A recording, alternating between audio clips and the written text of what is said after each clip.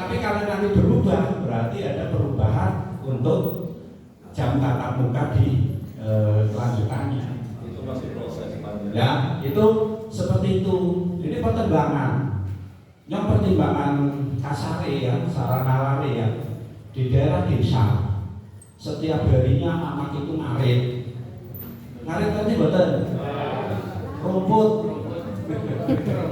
Ya, ngarit. Beliau sawah kudu ngarit. Kalau nggak ngarit nanti nggak ada sangu. Ya, ini misalnya. Nah kalau beli ini kesoren, wah yang ngarit udah itu paksaan tuh. Dan nanti gimana itu? Itu pertimbangan mungkin nanti di FGD nanti bisa dimunculkan. Ini dimunculkan nanti. Nah kami ya yakin nanti insya Allah pemerintah daerah itu bisa mengambil kebijakan yang benar-benar tepat. Nih. Jadi sekarang kalau pengganti proyek penguatan profil pelajar Pancasila sekarang sudah nggak ada. Adanya berapa? Apa? Kurikulum. Ya, itu yang dimensi 8 dimensi lulusan. Ya, lanjut Mas. Ya, contoh kan begini ya, pembelajaran menyetrika misalnya, nyetrika labil atau nyetrika awak gitu. Anak disuruh untuk nyetrika itu kan sekali. Di situ ada mata pelajaran yang masuk. Setrikane IPA juga masuk, ya. Dan seterusnya ada kemandiriannya, ada kesehatannya. Untuk ingetnya kan sehat kan. Kemudian proses penyusunan kurikulum satuan pendidikan. Proses penyusunan kurikulum satuan pendidikan bersifat tetap. Mengacu kepada kerangka dasar kurikulum yang ditetapkan oleh pemerintah pusat. Jadi orang buku kaleng dewek. Ini fleksibilitas dinamis terus berkembang terus.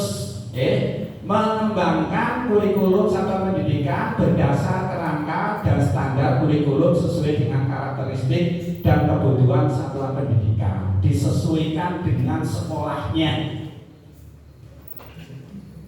Kalau yang sekarang digambarkan contoh itu mengambil sekolah desa, daerah desa yang dibuat kemarin bersama tim. Ya, kalau kemarin yang digambarkan adalah sekolah kota. Sehingga ketika copy paste Anda akan terlihat wong kota copy paste punyane orang desa. Ya, ini. Kemudian menganalisis konteks karakteristik satuan pendidikan. Karakteristiknya sekolah itu seperti apa? Gurunya lengkap atau tidak? Ya, kemudian jumlah muridnya itu berapa? Latar belakang status agama dan sebagainya, anaknya itu bisa terdeteksi karakteristiknya, lingkungannya seperti apa, masyarakatnya seperti apa dan sebagainya. Kemudian yang kedua adalah merumuskan visi misi. Nah, visi misi ada yang mengatakan visi itu acuannya adalah anak. Ketika anak di sekolahkan, dijenengan, dituntun ya sama orang tuanya, kemudian sebagai orang menjadi panitia pendaftaran murid baru itu menanyakan, Pak, kenapa jenengan kok anaknya di sekolah ini? Terus orang tuanya jawab, masalah kulo anaknya ben prestasi, anaknya kulo ben kepengen jadi bocah sing soleh, anaknya kulo ben jadi bocah sing mandiri. Ya, tapi nanti bisa dikemas, tidak ada siswa, tetapi sekolah. Dari beberapa masukan wali murid tentunya bervariasi, ya bervariasi. Dari yang soleh, berprestasi, mandiri, kemudian berakhlak mulia, kemudian bisa tidak dibully teman di lingkungan sekolahnya, itu menjadi sebuah cita-cita dari orang tua itu. Dari cita-cita keseluruhan orang tua dikemas menjadi sebuah cita-cita Jadi mewujudkan sekolah yang kalau di situ tadi muncul soleh, berarti beriman bertakwa misalnya. Jadi anak yang soleh, beriman, belajar berprestasi, ya. Bagaimana dengan menciptakan anak itu berprestasi baik akademik maupun non akademik.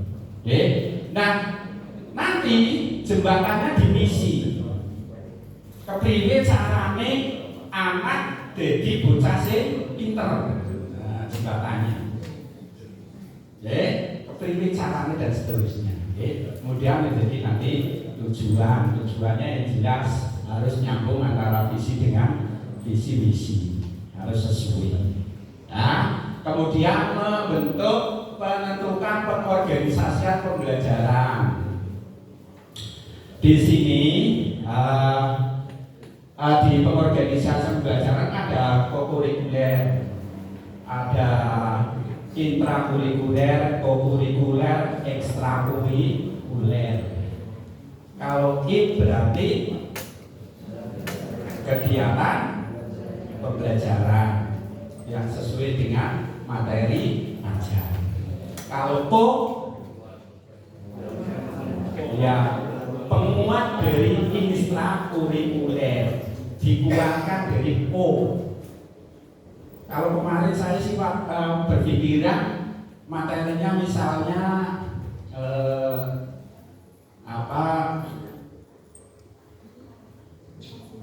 menghitung campuran misalnya, hitung campuran. Nah, nanti anak di situ praktek atau materinya misalnya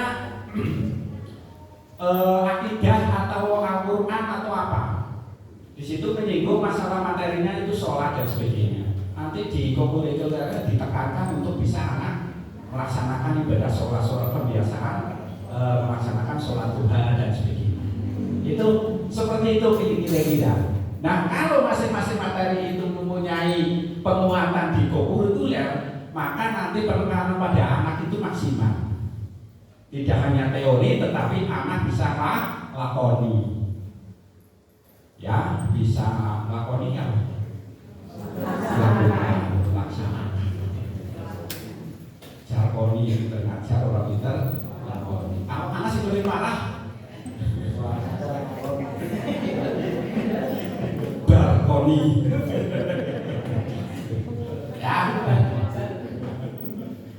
Betul. Kemudian menyusun rencana pembelajaran. Kalau dulu di kurikulum 13 apa? RPP. Di kurikulum Merdeka modul ajar. Ya di kurikulum yang sekarang ada pembelajaran yang mendalam. Istilah-istilah itu harus panjenengan pahami. Kemudian evaluasi, bukan evaluasi pembelajaran, itu evaluasi pelaksanaan kurikulumnya. Itu bisa evaluasi jangka pendek atau semesteran. Jangka pendek, ya jangka pendeknya itu termasuk pengorganisasian pembelajaran, perencanaan penyusunan rencana pembelajaran itu bisa direvisi, dievaluasi, kira-kira sesuai atau tidak. Kemudian kalau yang jangka tahun itu batasannya 4 sampai 5 tahun. Ya, bisa nanti visi misinya masih tetap, itu baru dirubah lagi. Lanjut masuk. Ini komponennya nanti analisis karakteristik satuan pendidikan, visi misi dan tujuan, pengorganisasian pembelajaran, perencanaan pembelajaran, kemudian yang berikutnya adalah merancang pendampingan, evaluasi dan pengembangan profesional. Lanjut. Ini bagian awal, halaman judul, halaman penerapan, kata pengata, daftar isi dan seterusnya, visi misi dan tujuan dan seterusnya. Lanjut mas. Bertiga itu pengaturan beban kerja. Beban kerja anak belajar berapa? Kalau anak SD 35 jam. Ya, nanti akan dikemas nanti. Itu munculnya kalau di Permendikbud Mendagri nomor 13 itu munculnya tahunan. Tetapi kami teman-teman sudah membreakdown menjadi mingguan. Biar jenengan menyusun jadwal itu sudah benar. Sudah jelas jadwalnya seperti ini. Kemudian di pengorganisasian itu ada ekstrakurikuler, pembelajaran dan penilaian, kokurikuler, ekstrakurikuler, penilaian hasil belajar, layanan induksi, dan atau cerdas istimewa misalnya. Kemudian kalender pendidikan. Sudah dapat belum kalender pendidikannya? Ya, sudah dipasang. Masing-masing kelas ada 3. Ada dipasang terus orang bilang terus. Iya. Termasuk orang kelas itu ya misalnya ada wakil, ada presiden, manuk berine juga ada. Nah, terus masa masih ada wakil presiden Yusuf Kala. Oleh orang cerita, saya menemukan itu tidak hanya satu sekolah, beberapa sekolah itu masih Yusuf Kala. Seneng teman kalau Yusuf Kala. Ya Allah, itu. Asalnya saya kalau datang itu pasti keliling kelas. Ya, kalau melihat di ruangan kelas itu, ruangan kantor itu manuk berinya, kemudian itu busuk, di situ kelihatan pakai presiden Yusuf Kala. Saya keliling, oh ternyata pada baik, kompak temen ini. Ya, perencanaan belajaran, ruang lingkup sekolah, dan seterusnya. Evaluasi ini hanya sistematika KSP. Lanjut mas.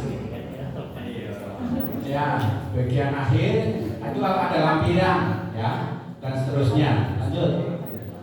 Nah, halaman judul dan seterusnya. Lanjut. Analisis karakteristik. Ini analisis karakteristik satuan pendidikan serta prinsip-prinsip analisis lingkungan belajar melibatkan perwakilan warga satuan pendidikan. Ya, artinya warga satuan pendidikan panjenengan sudah punya paguyuban kelas yang hanya masuk guru kelasnya ada, ya. Kemudian paguyuban kelas guru kelasnya sama kepala sekolahnya juga ada.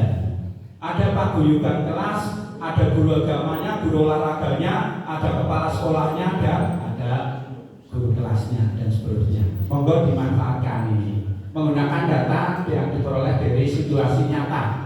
Dari nyata orang jerit, karena nyata berarti melihat kondisi sekolah masing-masing, ya, bukan SD pinggiran nyatanya copy kondisi sekolah di SD satu Kranjigan karena copy paste. Dan nanti tidak di workshop sama, ya, nanti jangan di workshop. Karena oleh-oleh dari jenengan disampaikan ke sekolah, di kecamatan, nanti kecamatan nanti mengarahkan, namanya korwil maupun pengawas mengarahkan semua sekolah wajib untuk membuat atau menyusun tim pengembang kurikulum. Di situ kondisi senyatanya. Tetapi kalau workshop pasti turunan. Kondisinya masih sama masih. Pada baik, nggak usah diganti ya, setuju jangan. Nanti harus dilaksanakan di masing-masing sekolah. Tugas pengawas dan korwil nanti memantau kegiatan yang sudah dilaksanakan di masing-masing sekolah. Ada yang sudah melakukan kegiatan pleno? Belum? Alhamdulillah. Berarti pleno nanti menjadi satu karakteristik melakukan pleno di situ, ya, menjadi ada masukan-masukan dari wali murid dan seterusnya. Mengalokasikan waktu cukup untuk pengumpulan, pengorganisasi, analisis dokumen data, memilih informasi yang relevan dan menyimpulkan untuk pengembangan strategi. Mohon maaf ini untuk mata pelajaran BAB. Oh BAB. Ya, Dawet Ayu Banjarnegara. Bukannya langsung pengen buri. DAB Dawet Ayu Banjarnegara. itu kan bukunya masih dalam proses.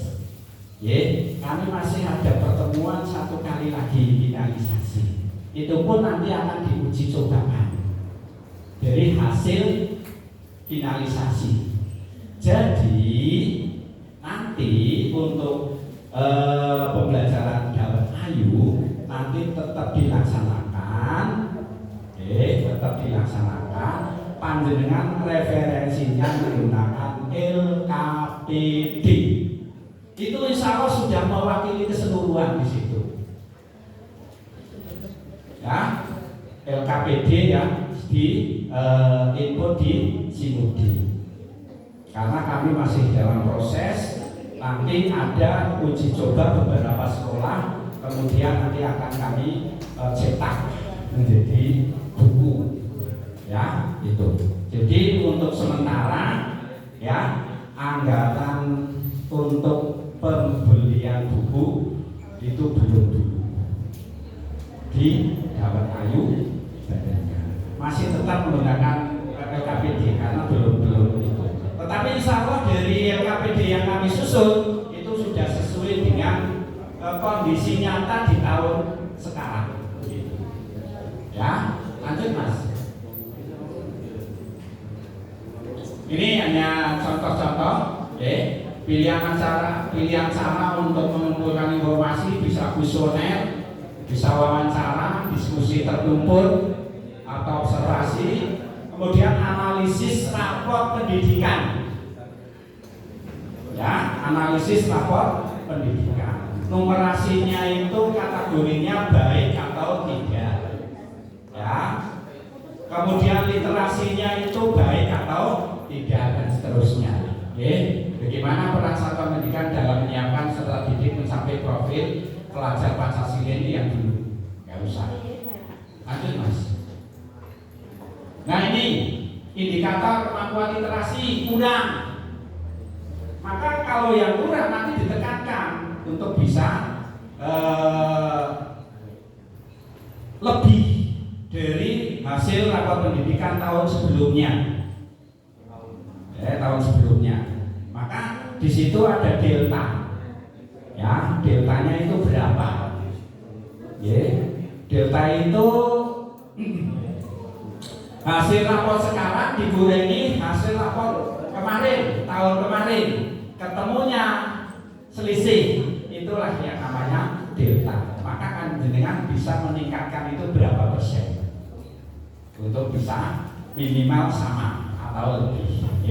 Kemudian kemampuan numerasi kurang misalnya, karakternya baik, ya, iklim keamanan satuan pendidikan sedang. Kalau sedang kepengen baik betul, pengen. Maka di situ di lingkungan keamanannya itu contoh WC, ya, WC-nya peteng sehingga di situ rawan pembulian. Tuh anaknya itu masih campur laki-laki dan perempuan, termasuk gurune. Gurune sih citok. Ya, jadi termasuk gurune anaknya, gurune masih menggunakan satu WC. Itu juga perlu dianalisa kekurangannya di mana supaya apa? Nanti anak itu bisa terlayani dengan maksimal. Maka di Simudik mestinya dengan mengajukan proposal untuk bisa mendapatkan bantuan berupa WC maupun yang lain. Ya, ukurannya, anak laki-laki itu 40:1. Selain guru syukur, guru laki-laki perempuan terpisah. Biasanya dari kepala sekolahnya laki-llaki kepengen campur. Ya. Kemudian kalau anak perempuan 20 dibanding 1, berarti 20 siswa banding 1. Nah nanti penyekatannya berarti yang perempuan sendiri, yang laki-laki sendiri. Aturannya idealnya seperti itu. Ya. Tapi kadang boro-boro gawe WC wong banyune bilangkan nggih. Banyune gawe botol Bilang sekamumpah jawab galon kan kasihan gitu. Ya itu kondisi yang ada seperti itu Pak Hiling.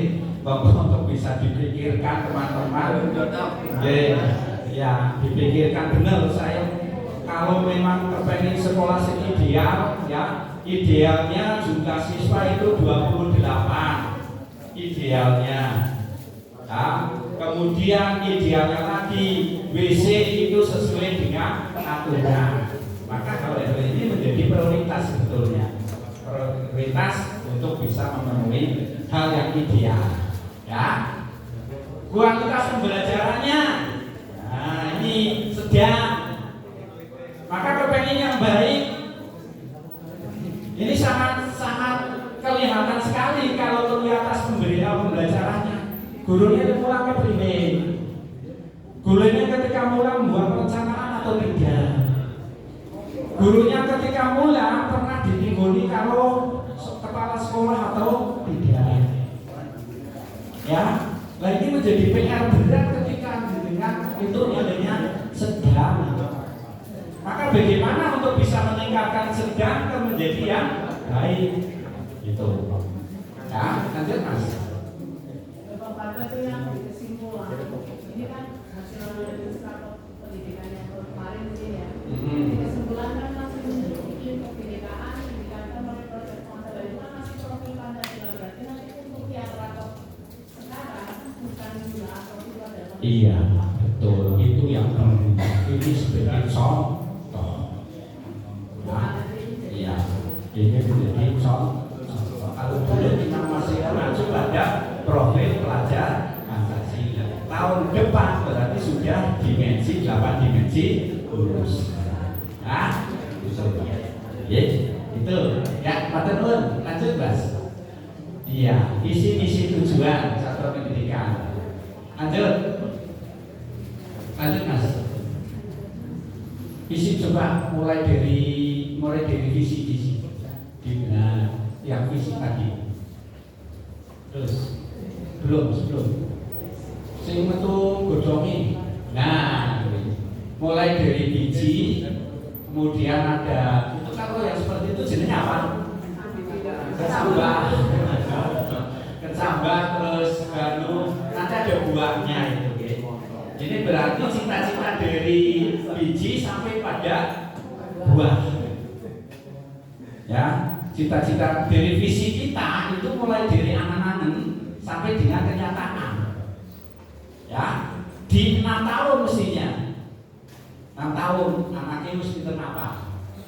Maka ketika di 6 tahun itu belum bisa membuahkan kekarepan wong tua, kira-kira visinya itu bisa tercapai atau tidak? Tidak. Maka harus diupayakan harapan itu bisa terwujud. Maka di situ kata awalnya berarti mewujudkan dan seterusnya. Hah? Anaknya tadi jadi visinya nggak tercapai. Iya. Ya, itu berarti setiap tahunnya kan harus direvisi, direview. Ini kekurangannya apa? Ini sudah sampai, ini belum dan seterusnya. Ya, monggo Mas. Ini nanti bagiannya Mas Kono yang akan menyampaikan tapi sedikit ya. Apakah visi menggambarkan harapan seluruh warga satuan pendidikan? Maka seluruh warga satuan pendidikan itu harus terakomodir di sini. Tadi saya gambarkan anak diajak untuk mendaftar di sekolah, orang panitianya menanyakan kenapa sekolahnya kok di sini. Saya kepengen sekolah yang tingkat.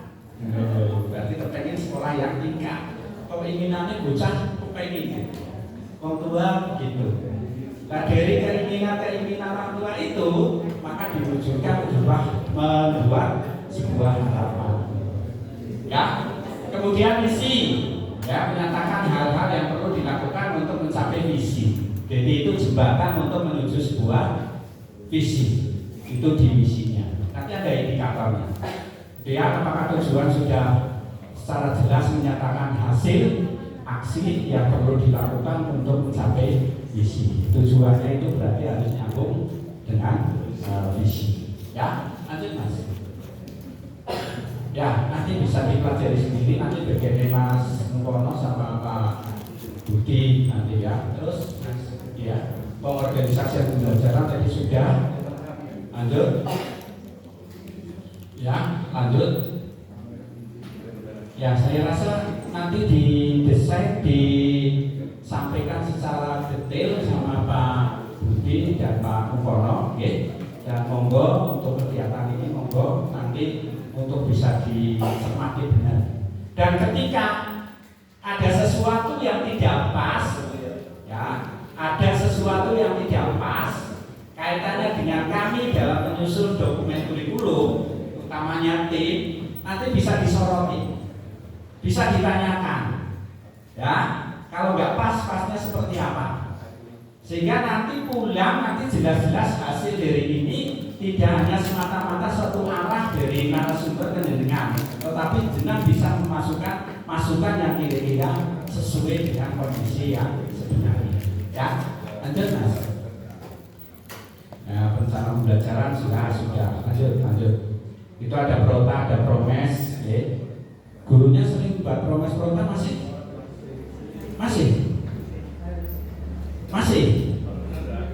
Itu masih. Ya.